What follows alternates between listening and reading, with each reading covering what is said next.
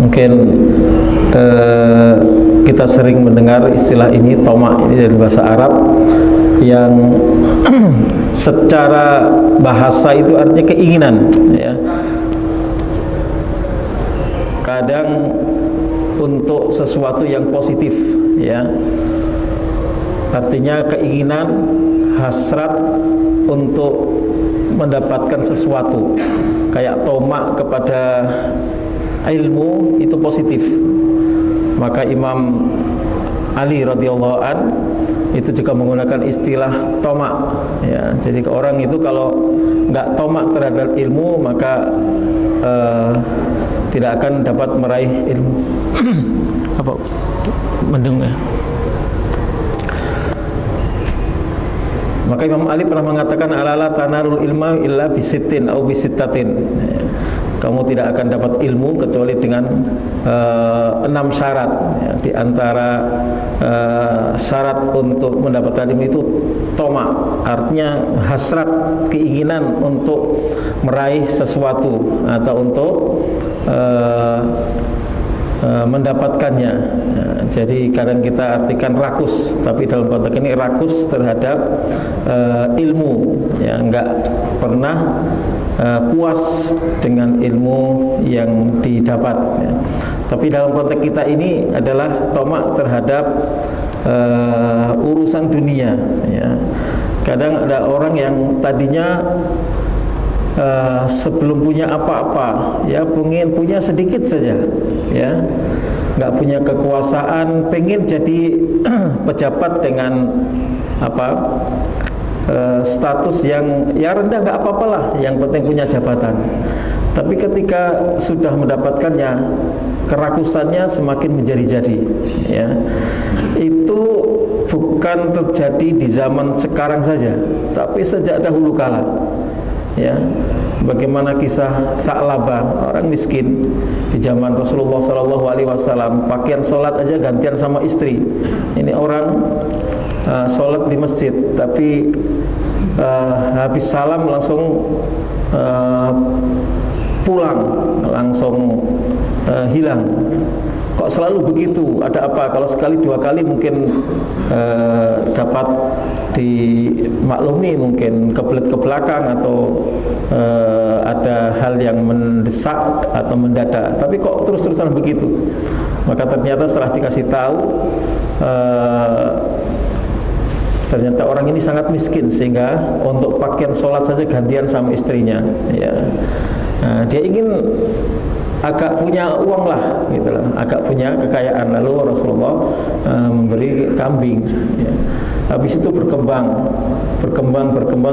lama-lama nggak terlihat, jarang terlihat di masjid. Lama-lama malah sampai semakin jauh pengembalaannya, ya. Semakin kaya dia semakin tamak, semakin rakus, ya. Yang tadinya itu tidak berpikir terlalu jauh, ya. Apa sih yang diinginkan oleh orang yang miskin? Keinginannya nggak banyak-banyak. Kepikiran makan di restoran saja mungkin tidak, ya. Pokoknya sudah makan bisa ke warung Padang, ini udah luar biasa kan ini. Tapi ternyata apa yang terjadi? Tamaknya semakin menjadi-jadi, ya, sampai akhirnya begitulah yang terjadi. Seperti kita semua tahu bagaimana kisah Sa'labah. Begitu juga di masa-masa selanjutnya dan selanjutnya lagi sampai sekarang ini. Mungkin ada orang yang tadinya nggak neko-neko, ya, diso, nggak punya tampang untuk rakus, nggak punya apa namanya, indikasi bahwa dia itu akan yang enggak. Tapi ketika Allah bukakan pintu-pintu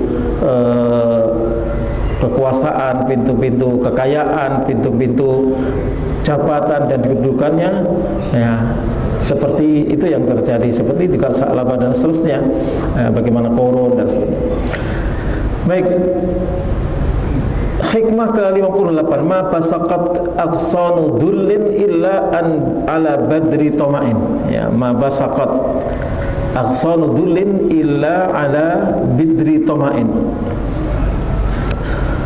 Mama nafiyah, basaqat itu basiqatillaha, meninggi, alat, ya.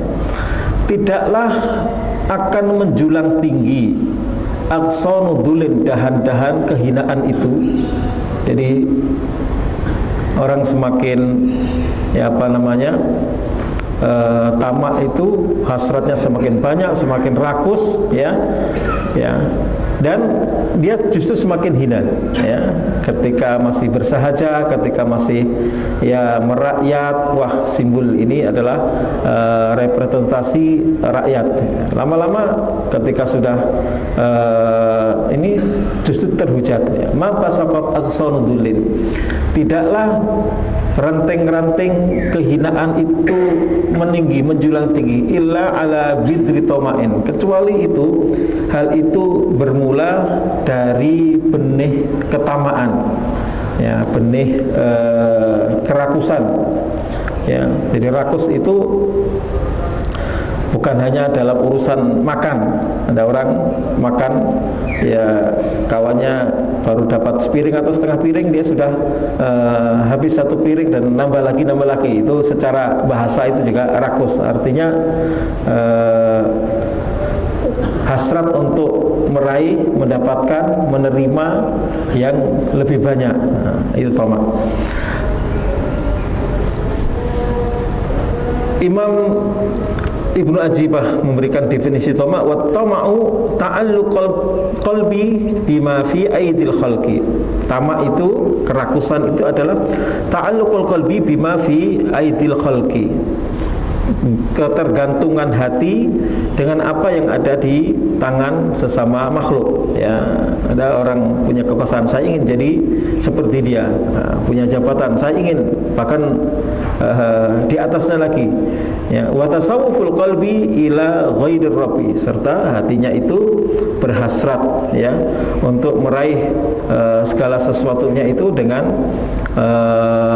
melupakan bahwa segala sesuatunya adalah pemberian dari Allah Subhanahu wa taala. Wa huwa aslu sajaratid dulli, ketamakan itu adalah akar dari buah kehinaan. Jadi kalau orang sudah tamak, itu berarti dia sudah muncul akar-akar dari kehinaan. Maka Abul Abbas Al-Mursi, guru dari Imam Ibnu Athaillah As-Sakandari yang membuat hikmah-hikmah ini, pernah mengatakan, wallahi ma ra'aitul izza illa fi raf'il himmati minal haqqi, demi Allah, aku tidak melihat adanya kemuliaan kecuali fi raf'il himmati minal khalqi, ketika kita sudah lepas dari keinginan terhadap apa yang ada di tangan orang, dari makhluk. Artinya ingin, bahkan Abul Abbas Al-Mursi ini dia cerita, ketika saya masih kecil, saya belajar di Alexandria, dan kemudian di sela-sela istirahat itu saya mau beli makanan. Dia mau beli makanan ke warung, kemudian dia berpikir, oh, ada orang yang mengenal saya. Kemudian dia terpikir, paling nanti saya akan dibayarin, paling nanti saya akan ditraktir. Muncul seperti itu. Berarti di situ ada apa? Ada unsur-unsur ketamakan. Habis itu kemudian terpikir, bahkan dalam kisahnya itu seperti ada yang membisikkan, agar dia tidak berhasrat atau berkeinginan untuk diberi oleh orang lain, kayak dijawil, kayak dikepak begitu. Wali kadang gitu. Itu ketika masih kecil. Jadi sampai yang demikian saja itu menjadi suatu yang tercela. Kenapa demikian? Wa inna makana tam'u wa asludulli ana sahibat tam'i taraka rabban azizan. Kenapa yang demikian itu menjadi tercela? Karena ketika seseorang itu tamak, maka orang yang tamak itu dia melupakan Rabb yang maha kuasa, maha perkasa. Jadi dia ketergantungannya kepada makhluk. Ini yang bisa merusak akidahnya, merusak keimanannya, bahwa dia hanya bergantung kepada Allah Subhanahu wa taala. Pemberi rezeki itu bukan orang lain, bukan yang mentraktir, bukan yang memberikan apa dan apa, ya. Maka yang demikian itu menjadi sesuatu yang dianggap celah. Bayangkan itu Abdul Abbas Al-Mursi yang ketika itu masih sangat belia. Faman tama'a fi ghairir rahman juzia bil khirmani wal khusrani. Faman tama'a fi ghairir rahman, siapa yang tamak, ya. Tamak tadi apa? Rakus lah secara bahasanya yang mudah itu, tapi yang dimaksudkan adalah keinginan terhadap apa yang ada di tangan orang lain, untuk memiliki, untuk menerima, untuk mendapatkan, ya, apalagi kemudian sampai untuk meraih dan merampas. Nah, kalau itu sudah lebih parah lagi, ya, apa yang kemudian disebut dengan tamak dalam pengertian hasad. Ingin agar apa yang ada di tangan orang itu lepas dan kemudian berpindah tangan kepadanya, ya, itu hasad, ya. Tamak dengan hasad ini ya 11-12, ya. Walaupun kadang hasad dapat dimaknai positif juga, yang disebut dengan ghibthah. Maka Nabi mengatakan la hasada illa alasnataini illa alasnaini. Tidak boleh hasad, iri dalam konteks ini, kecuali terhadap dua orang atau dua kelompok, ya. Rajulun atallahul Qur'an fayatlu bihi ana al-laili wa ana an-nahar. Iri kepada orang yang diberi Al-Qur'an, ya, hafalan Al-Qur'an, pintar ngaji Al-Qur'an, dan kan Qur'annya itu dia membacanya siang dan malam. Dan iri kepada orang, ya, yang diberi harta oleh Allah Subhanahu wa taala, yunfiqu bimalihi ana al-laili wa ana an-nahar. Iri kepada orang yang Allah lapangkan rezekinya tapi dia banyak infaknya. Nah, tapi iri di sini bukan berarti berharap agar rezeki yang ada di tangan orang itu lepas, ya, atau berpindah darinya. Tidak, tapi andainya saya punya harta seperti dia, maka saya akan traktir orang komplek misalkan, ya, akan saya jamu makan setiap pekan dan seterusnya. Nah, baik. Faman tama'a fi ghairir rahman, siapa yang tamak kepada selain zat yang maha pemurah, juzia bil khirmani wal khisran, maka pada akhirnya dia akan mendapatkan balasan berupa tidak mendapatkan apa-apa dan dia akan merugi, ya. Jadi ini persoalan masalah hati. Siapa yang tahu bahwa seseorang itu ingin diberi atau ingin ditraktir, ya. Walaupun tentu saja saling memberi hadiah itu adalah bagian dari unsur yang melahirkan cinta. Kata Nabi, tahadau tahabu, sanglilah kalian memberikan hadiah, ya, saling mentraktir, saling memberi, saling memberi hadiah, ya, dalam konteks yang sederhana, ya, jajake atau traktir, gitu, ya. Tahabu, maka kalian akan saling mencintai. Dan Rasulullah itu enggak menerima sedekah, tapi sering mendapatkan hadiah. Dan hadiah dari orang lain itu kadang Rasulullah hadiahkan. Seperti Rasulullah mendapatkan baju, tapi baju itu bercorak, Rasulullah enggak suka. Lalu ini baju bagus ini, ya, hadiah dari tokoh, dari kepala suku, dari orang besar, ya, tapi kemudian Rasulullah menghadiahkan kepada sahabat yang lain, ya, senang, ya. Wa alahul hawan, siapa yang tamak kepada selain Allah, ya. Maksudnya apa kok tamak kepada selain Allah? Ya, kita kan pengen punya penghasilan yang sekarang mau dipotong, ya. Dipotong untuk apa, ya? Untuk perumahan dan sebagainya yang layak, gitu lah, ya. Maksudnya ketika seseorang itu yakin betul bahwa rezeki itu sudah ditentukan bagi masing-masing bahkan sebelum dia dilahirkan, maka dia nggak merasa melihat orang itu kok kaya, orang itu kok hartanya banyak, orang itu kok kedudukan tinggi. Tidak. Tapi yang dilihat adalah bagaimana Allah memberikan jatah kepadanya, kemudian dia mensyukurinya, selesai. Ya, ketika dia melihat orang lain dan kemudian dia merasa iri, secara tidak langsung berarti dia protes kepada Allah Subhanahu wa taala. Ini Gusti Allah nggak adil.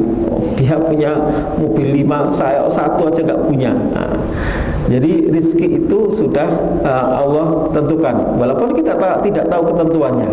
Yang diperintahkan adalah kita untuk berusaha mencari seoptimal mungkin, ya, wabtaghu min fadlillah, cari, diperintahkan untuk bekerja, bahkan tercela orang yang malas bekerja, apalagi mengandalkan bantuan atau uluran tangan orang lain, ya. Jadi bukan sekedar urusan duniawi tadi, urusan akidah, ketika urusan tauhid, ketika seseorang itu memiliki ketamaan kepada orang lain. Faman tama'a min ghairir rahman juzya bil khirmani wal khusran. Siapa yang rakus, tamak kepada selain yang ada di tangan Allah, maka dia akan terhalang dari mendapatkan anugerah itu dan dia akan merugi. Wa alahul hawanu fi kulli makan. Bahkan dia akan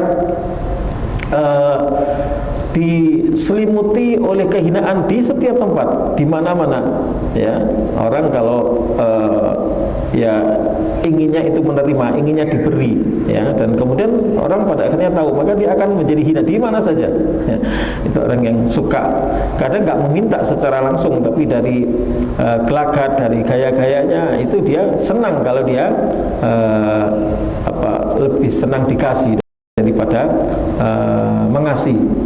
Maka Imam Ali radhiyallahu an pernah ditanya, wahai Imam, bagaimana kita tahu bahwa orang itu lebih cinta dunia atau cinta akhirat? Dari mana indikasinya? Ya, maka Imam Ali memberikan ilustrasi. Coba kamu bandingkan, dalam satu hari ada 2 tamu yang datang ke rumahmu. Orang pertama datang memberikan hadiah kepadamu, ya, makanan atau hadiah mungkin pakaian atau apapun, ya. Ya. Senang tidak? Oh, senang. Dapat hadiah tentu saja senang. Ya. Kemudian setelah itu datang pula tamu yang kedua. Kali ini bukan membawa hadiah atau hal-hal yang menyenangkan kamu seperti tadi, ya. Dia datang kepadamu untuk meminta darimu, ya, meminta atau pinjam utang. Yang datang pertama memberikan hadiah, ya, mungkin kalau sekarang datang ngasih iPhone misalkan atau apapun. Kemudian yang kedua datang pinjam, ya, atau bahkan meminta, ya, keluarga saya sakit, saya mau kena musibah, ya, kalau dia utang kapan mengembalikannya? Dia meminta bantuan. Nah, kemudian Sayyidina ini menjelaskan kira-kira, ya, mana yang lebih menyenangkan, ketika ada orang yang datang kepadamu memberikan hadiah, atau ketika ada orang datang kepadamu meminta bantuan, meminta uluran tangan, sehingga kamu harus mengeluarkan uang dari kantongmu. Itulah yang membedakan, ya, antara apakah Anda lebih cinta dunia atau lebih cinta akhirat. Kalau yang pertama Anda lebih senang, maka Anda masih berat ke dunia. Tapi jika peristiwa yang kedua, ketika ada orang datang kepadamu meminjam uang, meminta bantuan, dan kamu lebih senang karena bisa membantu orang lain, maka kamu berarti lebih cinta kepada akhirat. Nah, berat ini. Ini sering disampaikan Syekh Mutawalli Asy-Sya'rawi ketika berbicara tentang masalah hubbud dunya wa hubbul akhirah. Wa ammahu dzullu fi kulli zaman. Selain dia terhina di setiap tempat, maka dia pun terhina di setiap waktu, yaitu orang yang tamak itu. Maka fala tatma min ghairil hannani, maka jangan sampai engkau tamak, ya, min ghairil hannanil manan, kecuali dari Allah Subhanahu wa taala, zat yang maha memberi.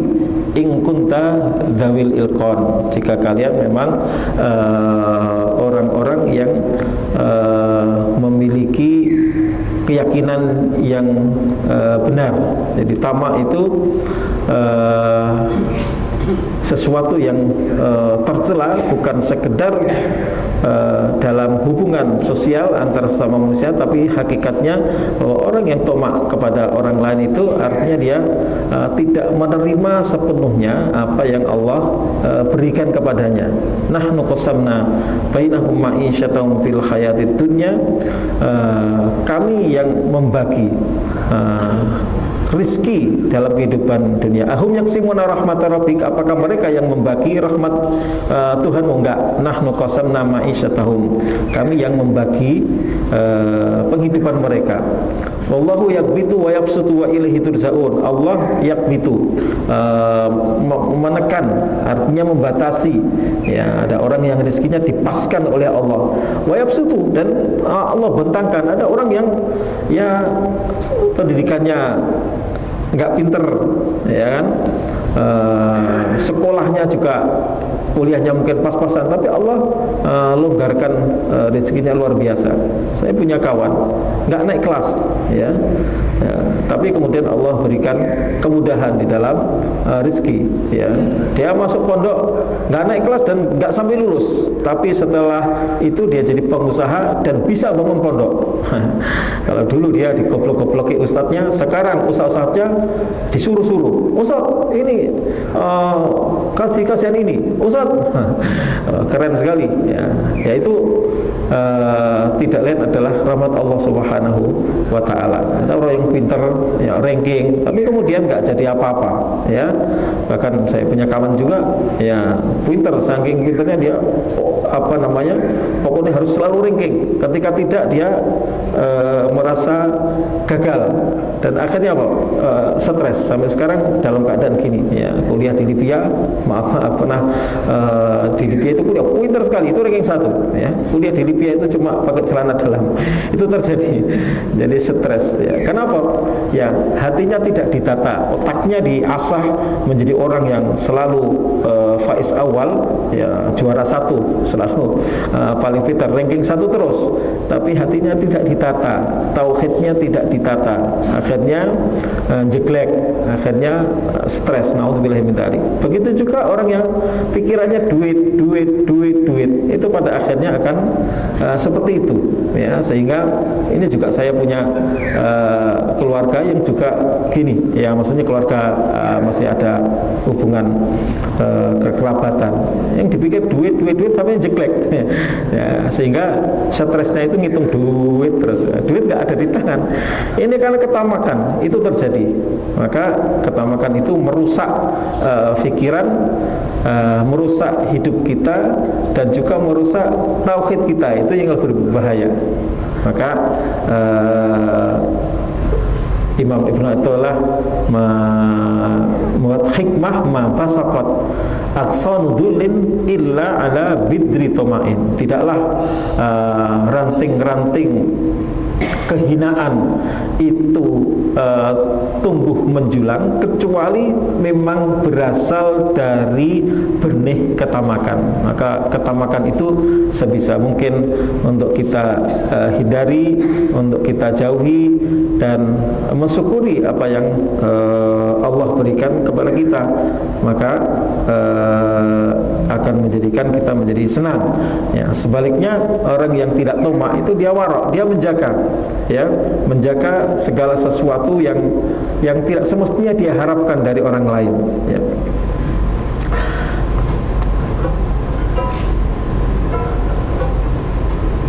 Imam Al-Hasan Al-Basri ini seorang tabi'in dari Basrah, namanya Al Hasan karena dia orang Basrah, jadi Hasan Al Basri. Ya, walaupun di Indonesia itu ada Ki Haji Hasan Basri atau Bisri.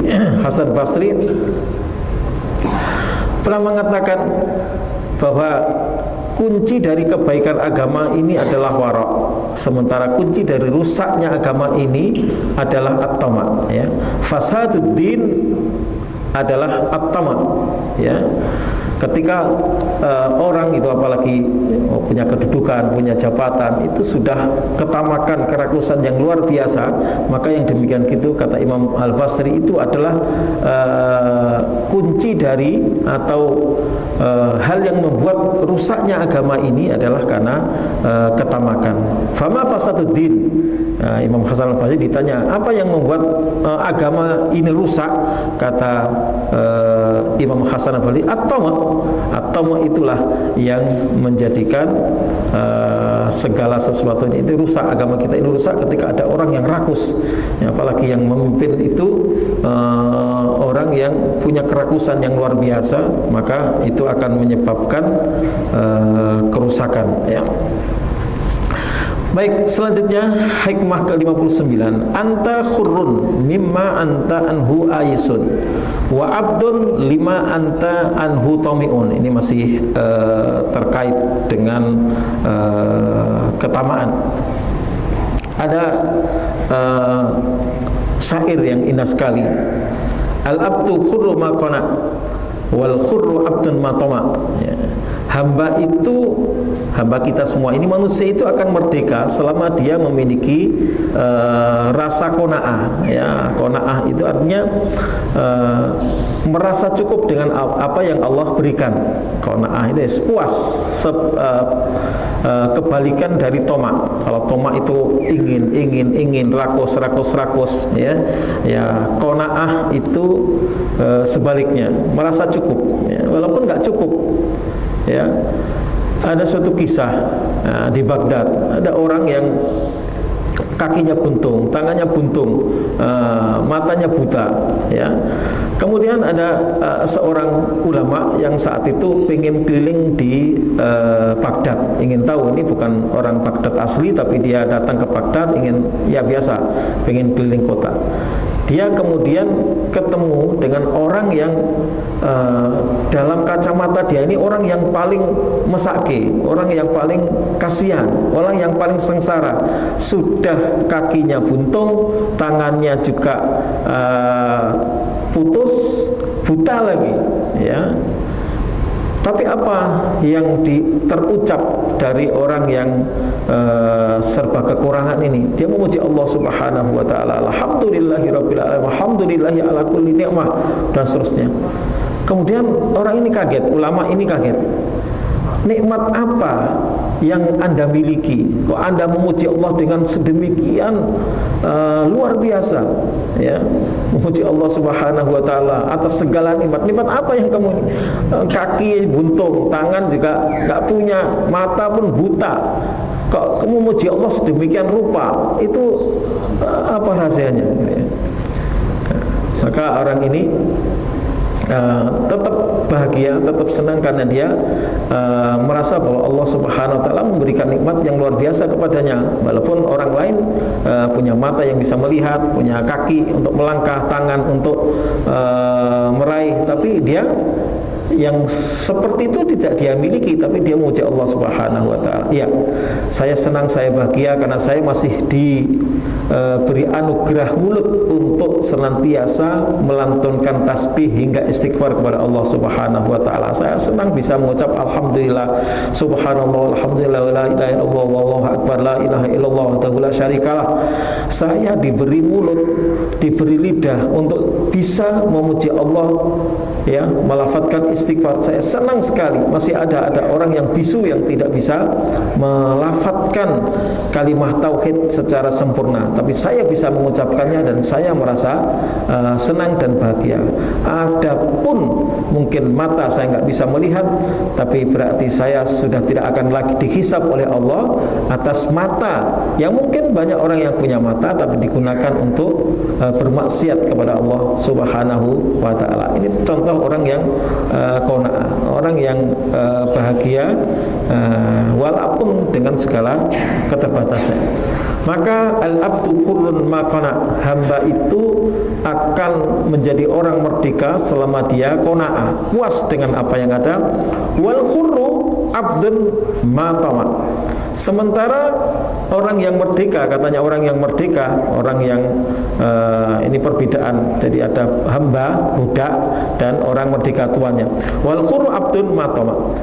Sementara orang merdeka itu sesungguhnya adalah budak, hamba sahaya, selama dia memiliki rasa tamak. Ya. Anta hurun, engkau adalah orang yang merdeka. Hurriyatul kiram anrikil atma. Ya, Anda akan menjadi orang yang merdeka dari perbudakan segala bentuk ketamaan. Jadi ketamaan itu akan memperbudak seseorang, ya. Tentu ini bukan berarti kita nggak usah kerjalah, yang kan sudah ditakdirkan. Nggak seperti itu. Ya, ini adalah kekeliruan. Itu alasannya orang yang malas. Kita harus berusaha untuk menjadi orang yang mampu memberi, bukan menerima. Ya, karena itu juga akan lebih berpotensi untuk menghilangkan ketamaan kita. Kalau kita nggak punya apa-apa, fitrahnya manusia, maka dia berharap dapat uluran tangan dari orang lain. Tapi kalau kita punya apa-apa, walaupun masih punya potensi untuk rakus, tapi kita punya potensi untuk memberi, untuk menjadi orang merdeka, untuk mengentaskan kemiskinan, untuk membantu orang lain dan seterusnya. Sehingga etos kerja itu betul-betul dibangun. Rasulullah mengajarkan hal itu, dan Rasulullah murka ketika melihat ada orang yang berpangku tangan. Dia lihat orang kok hanya duduk-duduk saja di emperan masjid, apa nggak kerja dia. Ya itu Rasulullah itu kerjaannya gitu aja. Nah terus gimana? Dia paling nunggu nanti ada orang yang berbaik hati ngasih roti, ngasih apa, begitu. Ada yang punya kapak nggak? Ada, kami punya Rasulullah. Mana saya pinjam? Lalu kapak itu dipinjamkan kepada orang yang duduk-duduk saja di emper masjid. Hei, kamu pergi sana cari kayu bakar. Ini alatnya. Nanti kamu tukar, kamu jual untuk mendapatkan makanan. Sampai begitu Rasulullah memberikan motivasi, bahkan memberikan pujian bahwa orang yang makan yang terbaik itu adalah mingkasbi yadihi, ya, dari hasil kerja tangan sendiri. Wa inna nabiyallah Daud alaihissalam ya'kulu mingkasbi yadihi, bahwa Nabi Daud alaihissalam itu makannya itu dari hasil kerja sendiri. Walaupun dia raja, dia nabi, tapi dia bercocok tanam sampai begitu. Baik. Anta hurun hurriyatal kirami anrikil atma'i. Anda akan menjadi orang yang merdeka, ya, dari segala perbudakan ketamakan. Jadi tamak ini dibahasakan oleh Syekh As-Sindi sebagai bentuk perbudakan. Kalau orang itu sudah punya sifat tamak, maka dia terbudak, menjadikan dirinya budak. Merdeka manakala mimma anta anhu aisun. Anda akan merdeka dari segala yang jika engkau itu tidak menginginkan sesuatu itu, enggak butuh aku, ya, maka dia menjadi merdeka. Ya, ais itu sebenarnya sesuatu yang ya pesimisnya enggak lah, gitu. Maka ada orang-orang yang memang ditunjuk jadi pejabat saja dia nggak mau menolak, ya, bebas merdeka. Tapi ketika dia kamu jadi ini ya, maka dia terbelenggu dia. Keterbelengguan itu artinya dia tidak lagi menjadi orang yang merdeka. Maka anta khurrun mimma anta anhu aisun. Anda akan menjadi orang merdeka, ya, dari segala perbudakan ketamaan. Mimma anta anhu aisun, dari segala hal yang jika Anda itu tidak enggak butuh aku, enggak, ya, akhirnya dia menjadi orang yang merdeka. Wa huwa a'wanu laka litakuna li sayyidika khalisan. Yang demikian itu, ya, akan membantu Anda litakuna li sayyidika khalisan, sehingga engkau ini kepada tuanmu itu akan melakukan segala sesuatunya dengan penuh keikhlasan. Nah, ya, kepada Allah. Nggak ada karena aturan atau karena atasan, bukan, tapi murni ya dalam melakukan segala sesuatu. Begitu juga kepada orang lain. Ya, nggak punya utang budi. Orang kalau punya utang budi itu sudah terpenjara dia, nggak bisa berbuat apa-apa. Ya, bahkan mungkin yang pernah membantu dirinya itu berbuat salah ketika ada sesuatu, maka dia gimana ya, itu dulu bukan dulu ya, jasanya banyak pada saya, akhirnya dibela-bela walaupun salah. Artinya apa? Dia tidak merdeka. Tapi kalau orang merdeka, dia akan bisa bersikap adil, dia akan berkata apa adanya, dia akan objektif dan seterusnya. Maka dikatakan wa huwa a'wanu laka litakuna li sayyidika khalisan.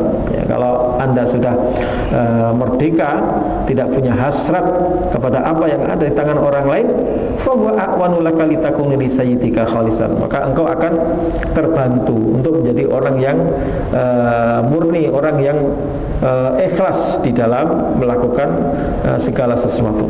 Faqtail iyasa mimma fi aidin nasi. Maka putuskan segala keinginan hasrat terhadap apa yang ada di tangan orang lain.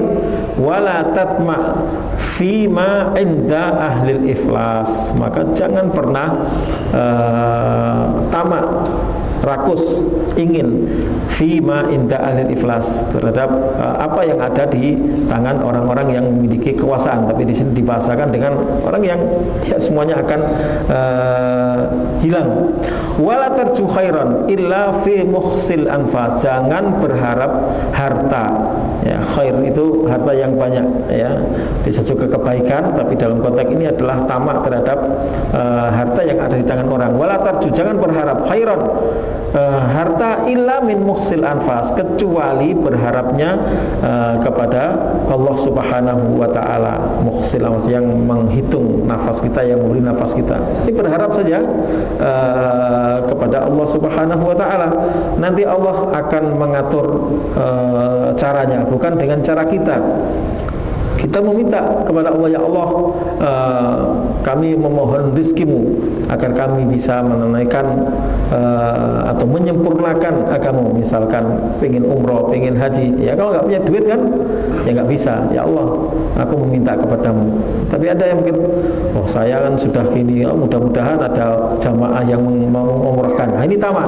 Tapi kalau kita memohon kepada Allah, ya Allah, saya ingin umroh, ya Allah, saya ingin haji, ya Allah, saya pengen bisa berbagi, ya, sudah Allah. Ternyata nanti ada orang lain yang nggak diduga kemudian mengajak atau memberi hadiah, itu orang lain, itu perusahaan lain.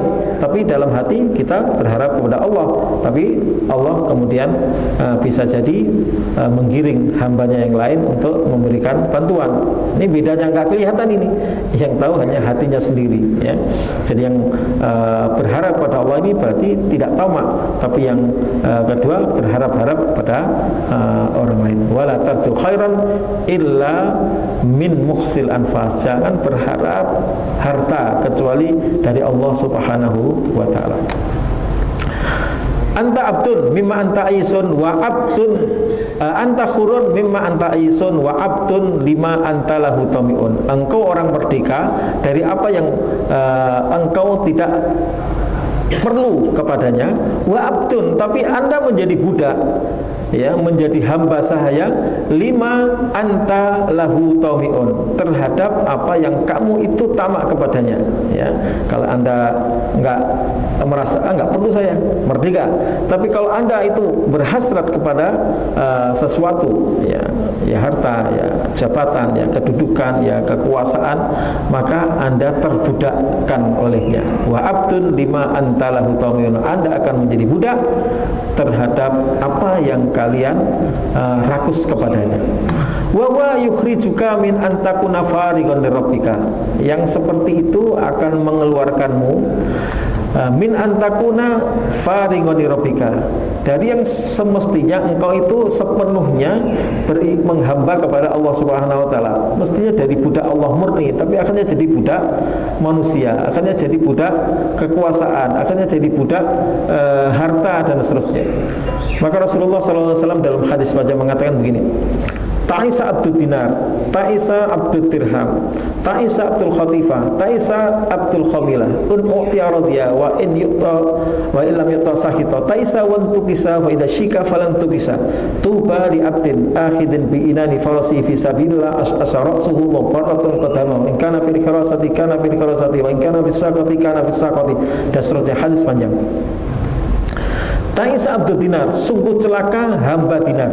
Ya. Apa hamba dinar? Orang yang pikirannya uang. Ta'ibda Abdul Dirham, cilaka penghamba dirham. Dinar itu yang koin, yang dari emas, dirham dari perak. Nabi mengatakan di Ta'isa, sungguh sial, sungguh celaka ya penghamba dinar, sungguh celaka penghamba dirham ya. Ta'isa, nah kemudian dipanjangkan lagi Ta'isa Abdul Dinar, Ta'isa Abdul Dirham, Ta'isa Abdul Khatifah, Ta'isa Abdul Khamilah. Ini nama-nama pakaian kebesaran ya. Orang itu, wah saya harus punya ini, saya harus punya mobil merek ini, saya harus punya Rubicon, saya harus punya Lexus, saya harus punya Alphard, walaupun kredit, walaupun utang dan seterusnya. Itu kata Nabi Ta'isa ya, sungguh sial ya. Ta'isa wantukisa, sial banget itu, kebalik dia wantukisa, wa idza syika falan tukisa. Tapi Allah Subhanahu Rasulullah kemudian menerangkan yang sebaliknya, tuba li abdin akhidin bilani farasi bisabilillah asarasu mukarratan qatamahu. Kemudian sungguh beruntung seorang hamba ya, tubali abdin akhidin bilani farasi, yang dia membawa kendali kudanya untuk berjuang fisabilillah asarasu mukarratan qatamahu, yang rambutnya itu enggak tertata ya, yang penuh dengan debu karena perjuangan fisabilillah ya. Jadi tampilannya itu ya karena perjuangan dakwah, perjuangan jihad fisabilillah, itu tampilannya betul-betul ya, betul-betul apa adanya. Mungkin pakaiannya juga apa namanya, supek-supek atau mungkin kotor, bahkan rambutnya pun nggak terminyaki, nggak terurus. Tapi yang demikian itu dipuji oleh Rasulullah SAW daripada orang yang mungkin penampilannya parlinte dan najis dan seterusnya. Taib. Wa abdul lima antalahu tawin, Anda akan menjadi budak terhadap apa yang engkau tamak ya. Nah, karena wa huwa yukhrijuka min antakuna farigon rabbika, karena yang ketamakan itu akan mengeluarkanmu dari menjadi hamba yang sepenuhnya beribadah kepada Rabb Subhanahu wa taala. Fala takun abdan lima la yata'ahalu antakuna lahu abdan, fal kun abdan limanil ubudiyatu lahu asman.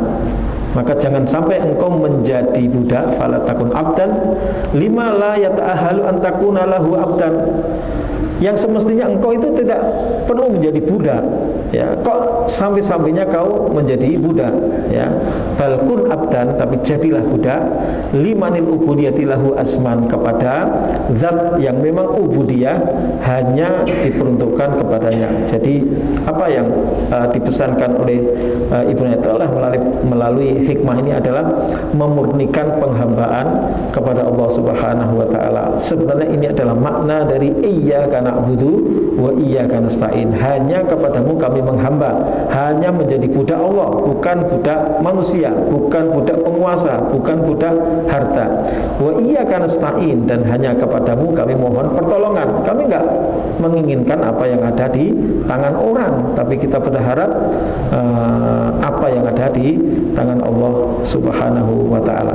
Ketika ini yang tertanam di hati kita, maka kebahagiaan itu kita kita yang punya. Tapi ketika orang itu tamak kepada apa yang ada di tangan orang lain, maka dia tidak akan merasa puas dan tidak akan merasa bahagia. Karena agnal gina, kata Nabi, adalah al-qanaah. Kekayaan yang paling besar itu adalah qanaah, merasa puas, merasa cukup dengan apa yang Allah berikan. Mudah-mudahan dua hikmah ini dapat menata hati kita, menjadikan kita lebih tenang, karena keimanan itu akan menjadikan hati kita lebih tenang, ya, menerima sepenuhnya apa yang ditakdirkan oleh Allah kepada masing-masing kita.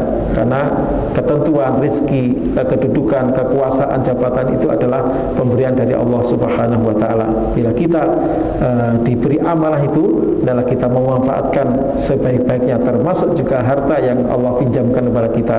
Mungkin kedudukan di mungkin enggak jabatan publik, tapi mungkin kedudukan di instansi tertentu, maka itu kita manfaatkan sepenuhnya untuk kebaikan diri kita dan kebaikan kemaslahatan orang lain.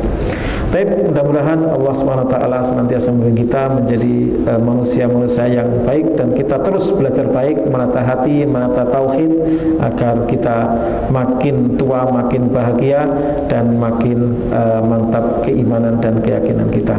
Kita tutup dengan kafaratul majlis. Subhanaka Allahumma rabbana hamdika asyhadu an la ilaha illa anta astaghfiruka wa atubu ilaik. Wa akhiru da'wana alhamdulillahirabbil alamin. Wabillahi taufiq wal hidayah. Wassalamualaikum warahmatullahi wabarakatuh.